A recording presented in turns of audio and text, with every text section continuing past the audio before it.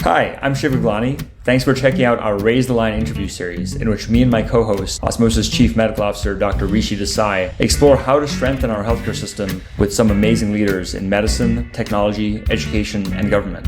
And they have some great advice for people starting careers in healthcare as well.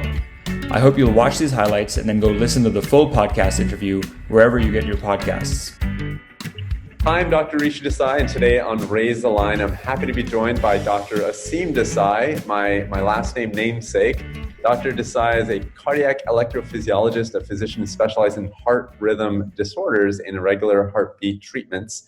I'd love to just kind of start out by maybe you just sharing a little bit about your background, kind of what got you interested in the medical field. Absolutely. So I grew up in Chicago, and my dad was an oncologist. So from an early age, I saw him taking call, going to the hospital, going to the office, and had that exposure. And then when I was actually pretty young, he had a heart attack when he was 37. And so it was interesting because I saw this evolution of a physician also becoming a patient. And that became an interest of mine along the way, the physician-patient relationship being on both sides of the equation. And then through junior high and high school, probably like many people in the medical field, I had an interest in science.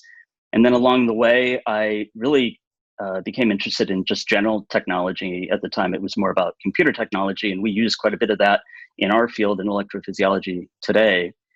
And in college, so I did a 7-year med program at Northwestern. So that then took me into residency. I did internal medicine and chief residency at Stanford, and then just stayed on for my cardiology training. And then kind of taking into the later years, I took a faculty job at University of Chicago in EP. And then since about 2005, I've been out in Southern California in private practice. I'd like to end with this question, which is that, we have a lot of students and early career health professionals in our audience.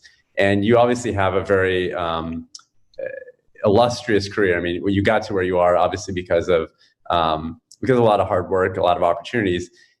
What advice would you give folks that are coming along right now that might hear your story and say, hey, this sounds like someone I'd want to emulate one day. I'm interested in doing some of this kind of work. How do I get there? Number one, learn how to ask for help. Learn how to ask for help in the classroom, in the hospital, with your family, with your friends.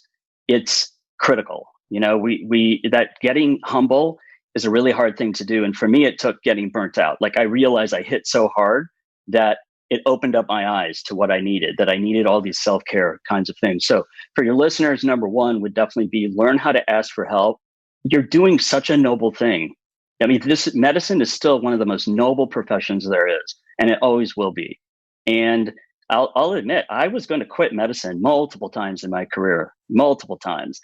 And there was just something in me that just said, probably a little bit of OCD, but there was something in me that just said, keep going.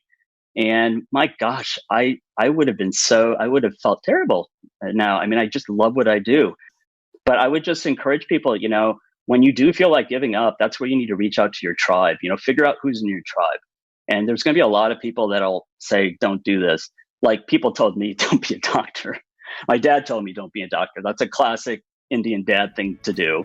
And of course, like any son, I didn't listen. Thanks for watching this preview of Raise the Line. To hear the full interview, check out all of our podcasts and subscribe to the series, please go to osmosis.org/Raise the Line podcast or listen wherever you get your podcasts.